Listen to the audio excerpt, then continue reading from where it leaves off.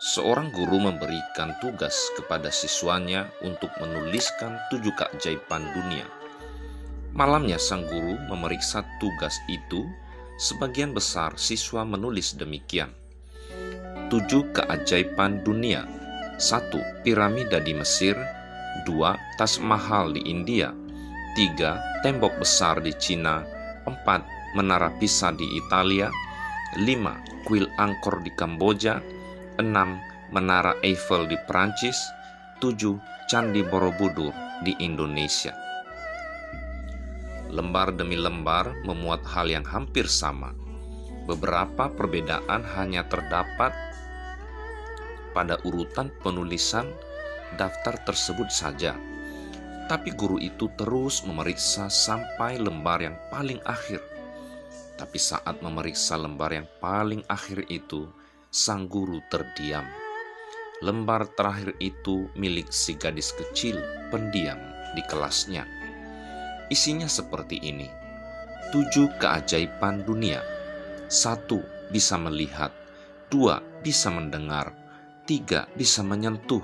4. Bisa disayangi. 5. Bisa merasakan. 6. Bisa tertawa. Dan 7. Bisa mencintai. Setelah duduk diam beberapa saat, sang guru menutup lembaran tugas siswanya, kemudian menundukkan kepalanya berdoa, mengucap syukur untuk gadis kecil pendiam di kelasnya yang telah mengajarkannya sebuah pelajaran hebat, yaitu tidak perlu mencari sampai ke ujung bumi untuk menemukan keajaiban. Keajaiban itu ada di sekeliling kita untuk kita miliki dan tak lupa untuk kita syukuri. Apa yang kita cari dalam hidup ini? Kita hidup di kebun, kita merindukan kota. Kita hidup di kota, merindukan kebun. Kalau kemarau, kita tanya kapan hujan. Di musim hujan, kita tanya kapan kemarau. Diam di rumah, inginnya pergi. Setelah pergi, inginnya pulang ke rumah. Waktu tenang, cari keramaian. Waktu ramai, cari ketenangan. Ketika masih lajang, mengeluh, ingin nikah.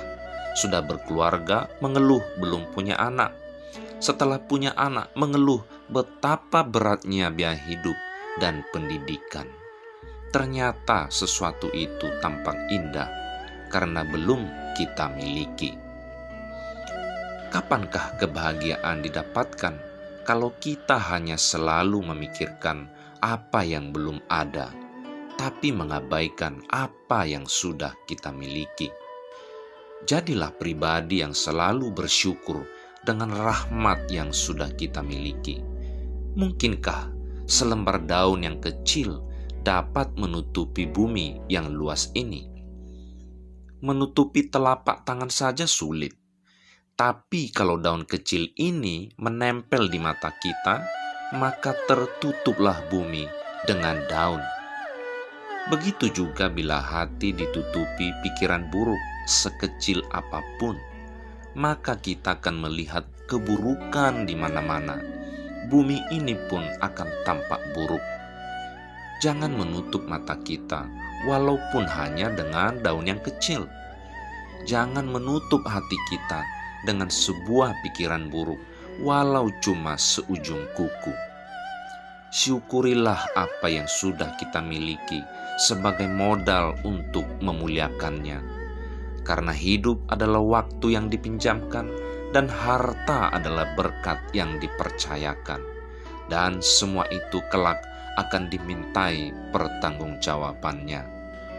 Jadi, bersyukurlah atas nafas yang masih kita miliki. Bersyukurlah atas keluarga yang kita miliki. Bersyukurlah atas pekerjaan yang kita miliki.